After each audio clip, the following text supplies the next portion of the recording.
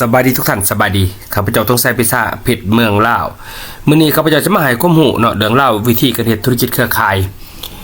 ว่าเฮาสิเฮ็ดธุรกิจเครือข่ายเฮาสิไปหาลูกค้าอยู่ไสหาคู่ค้าอยู่ไสเรียนว่าร่วมมันคือเฮาไปสิไปหาคนเข้าสู่องค์กรของเฮาเข้าสู่ทีมของเฮาหาอยู่ไสเพราะว่าข้อจำกัดของคนมันก็หลายเนาะเวลาเฮาไปส่วนข่อยจะเฮ็ดนำอยู่ข่อยบ่ฮู้จักคนเขาว่าบ่เป็นนะจักสิบอกไผจักจะส่วนไผจักสิขยายไผจังซี่นะซึ่งมันสิมีจักสิเป็นหมดเลยถ้าเป็นในวงการของธุรกิจเครือข่ายทุกท่านเนาะฉะนั้นทุกท่านเนาะอย่างคลิปที่ผ่านมาครับเจ้าก็ได้บอกเล่าให้ฟังว่าเฮาต้องการคนอยู่2กลุ่มก็คือคนที่เป็นคู่ค้ากับคนที่เป็นลูกค้าเนาะใครคนที่เป็นคู่ค้าไม่ว่าคนที่มาวางแผนขับเคลื่อนงานแผนงานนำเฮาเพื่อสร้างรายได้เข้าสู่บ้านเข้าสู่เรือนเนาะ2ก็คือลูกค้านี่คือบุคคลที่มามวนมาเที่ยวเนาะมาร่วมจับรางวัลพิเศษต่างๆกับเฮาเนาะฉะนั้น2กลุ่มนี้แยกให้กันก่อนที่นี่จะมาให้ฟังว่าเฮาสิไปเสื่อมหาคู่ค้าอยู่ไสหาลูกค้าอยู่ไสนะทับกลางที่แปลว่าเฮาบ่ฮู้จักไผหรือว่าเฮาฮู้จักน้อยคนจังซี่นะฉะนั้นทุกท่านเนาะต้องมาเข้าใจตัวนี้ก่อนเด้อผู้คนที่เฮาจะต้องไปหานี่นะเนาะที่เขาตรงไหนไปหาเนี่ยจะมีอยู่2กลุ่มใหญ่ๆเท่านั้นเองซะเนาะก็คือกลุ่มที่1เกินว่าคนที่เฮาหูจักฉะนั้นตอนนี้นี่ถ้าได้ธุรกิจเครือข่ายเนาะถ้าเป็นแผนไบนารีก็คือแผน1แตก2นะอันนั้นหมายความว่ารหัส1ที่เฮาเริ่มต้นเฮ็ดธุรกิจนี่เฮาสิหูจักเป็น20คน100คนก็แล้วแต่เนาะบ่มีความหมายปานใดซะเนาะก็คือเฮาหาเพียงแต่2คนเป็นฐานก่อนถ้าว่าเฮาหาคนที่เฮาฮู้จักนี่2คนนี่เขามาได้ก่อนอันนี้คือจุดกำเนิดที่ดีทางด้านการเฮ็ดธุรกิจฉะนั้น2คนที่ข้าพเจ้าว่าในกลุ่มที่ฮู้จักนี่ก็คือบ่แม่นกลุ่มลูกค้าเด้อหมายความว่า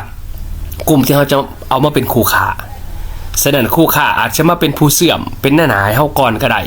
หรือเขามาปึ๊บอยากมาเป็นคนขายก็ได้หรือเขามาปึ๊บอยากเป็นผู้ขยายเครือข่ายลูกค้าหรือว่าเครือข่ายคู่ค้าต่อเลยก็ได้เนาะฉะนั้น3กลุ่มนี่หลักๆที่เราจะพบเจอ1ลูกค้า2ก็คือคนที่จะเข้ามาเป็นคู่ค้าเนาะในคู่ค้าก็คือเขาอาจจะมาเป็นผู้เป็นในหน้าเนาะในหน้าแล้วก็มาเป็นผู้ขายมาเป็นผู้ขยายก็แล้วแต่ว่าตอนนี้ก็คือเฮาเฮ็ดเวียกกับคนที่ฮู้จักก่อนเนาะจากเฮาฮู้จัก10คนเหลือ2คน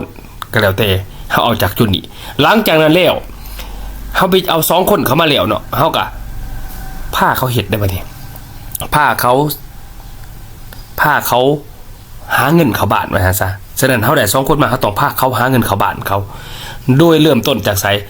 เริ่มต้นจากสิ่งที่เขาอยากเฮ็ดกับเฮาในนามของคู่ค้าในนามคู่ค้าเด้อบ่แม่นว่าจะเฮ็ดกับเฮาในนามคู่ค้าฉะนั้นได้ว่าการจะเฮ็ดในนามคู่ค้าหัวข้อที่เขาต้องเฮ็ดคือเขาต้องการเป็นในหน้าเป็นผู้เสื่อมเพราะว่าบุคคลเขามาใหม่ๆเนี่ยเขาจะบ่มีข้อมูลบ่มีความรู้บ่ฮู้วิธีสิไปบอกจังใดจักสิบอกจังใดจักสิกะมันดีจังใดเขาบอกบ่เป็นเขาเลยว่าต้องอาศัยเฮาเนาะไปบรรยายเรื่องแผนธุรกิจบ่จะขยายต่อหรือเขาจะมาเป็นลูกค้าต่างๆก็แล้วแต่แม้ว่าเขาหันบอกบ่เป็นฉะนั้นเฮาไปซอยคนที่ฮู้จัก2คนนี้ให้ได้ในการเป็นคำปากคำบอกเป็นความรู้เป็นข้อมูลข่าวสารตัวนี้คือตัวท่านต้องเป็นคนไปเว้าโดยที่ให้คนที่ฮู้จักนี่ที่เพิ่นเข้ามาในองค์กร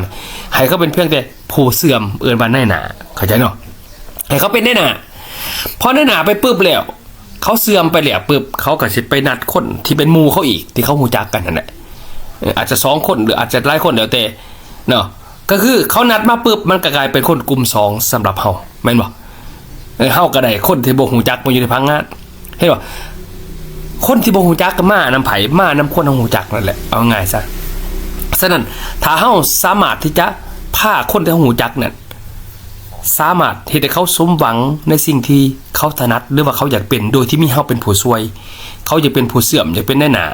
เขานัดคนไว้ร่วมคนไว้กลุ่มลูกค้ากลุ่มคู่ค้าก็แล้วแต่ให้เฮานี่เป็นผู้ให้ข้อมูลให้ความรู้ให้วิชาการให้การปิดการขายและเฮ็ดให้ของมันขายได้จริงๆแล้ว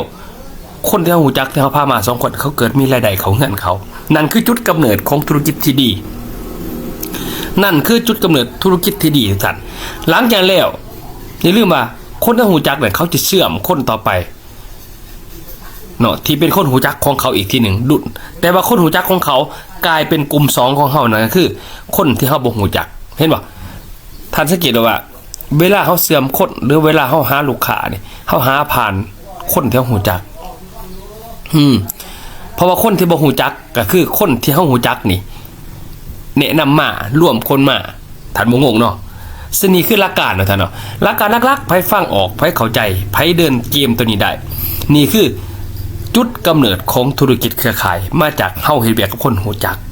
แล้วคนหูจักนั่นเขาก็ไปแนะนำคนหูจักเขาต่อแต่ว่าอาศัยเฮานี่เป็นข้อมูลเป็นความรู้เป็นวิชาการเป็นผู้พิการขายแล้วเฮาก็จะไปซอยเหลือเขาเฮาสามารถที่จะบรรยายแล้วก็เกิดการค้าขายได้และมีเงินเข้าบ้านให้กับคนที่เฮาหูจักที่กับเฮา2คนทมิตรเห็นบ่สรุปง่ายๆคันเฮาอยากสร้างเครือข่ายได้บ่จะเป็นต้องหูจักไผหมากไม้ไกลกองเนาะหาคนมาแต่2คนที่หูจักแล้วมาวางแผนหลักๆเป้าหมายหลักๆที่เขามาคือให้เป็นคู่ค้าโดยที่เขาเป็นผู้เสื่อมและเป็นผู้ขายเป็นผู้ขยายกับเฮาหลังจากนั้นแล้วแน่นอนว่าเขาเข้ามาแล้วเขาวิชาการเขาบ่มีข้อมูลบ่มีเขาต้องอาศัยตัวเฮานี้เป็นคนมีความรู้เป็นคนบอกเป็นวิชาการเป็นผู้พิการขายฉะนั้นถ้าว่าเฮาอยากสำเร็จในธุรกิจนี้เฮาเองต้องพึ่งเฮาเองอย่าสิไปพึ่งอัพไลน์ขึ้นเทิงอีกอย่าสิไปพึ่งผู้อื่นขึ้นเทิงอีกเพราะถ้าพึ่งขึ้นไปเทิงไปอีกนี่ความสำเร็จนั้นจะบ่มั่นคงและก็บ่แน่นอนเพราะว่าอย่างพอเฮาไปอาศัยชีวิตของคนอื่นเขาก็ต้องมีเวียกของเขาก็ต้องหาเงินเข้าบ้านเขาก็ต้องมีทีมงานอื่นที่ต้องไปทำคือกันฉะนั้นถ้าเฮาอยากสำเร็จเฮาต้องพึ่งเฮาเองฝึกเจ้าของเองนี่เปลี่ยนแปลงเจ้าของเองนี่พัฒนาเจ้าของเองนี่ให้แตกต่างจากเดิมเนาะให้เป็นบุคคลที่น่าเชื่อถือให้บุคคลที่บอกไปแล้วปุ๊บสามารถเอาเงินเข้าบ้านได้หลังจากนั้นแล้วไอ้กลุ่มลูกค้ากลุ่มสมาชิกเขาจะตามมาเองแต่บ่แม่นว่าเฮานี่ไปไล่ล่าเอาคนเดียวเฮาอ้อมทีบอ้อมแดนบ่แม่นเนาะไม่ว่าเฮาหาคนที่เป็นผู้เสื่อมทมิตรให้ได้เพียงแต่2สายก็คือ2คนฝั่งซ้ายฝั่งขวาหลังจากแล้วให้เฮานี่วางแผนแล้วก็จับมือกับ2คนนี่สายคนนี่เสื่อมคนลงไปโดยที่ว่าเฮานี่เป็นผู้เว้าเป็นผู้ว่าเป็นผู้ขาย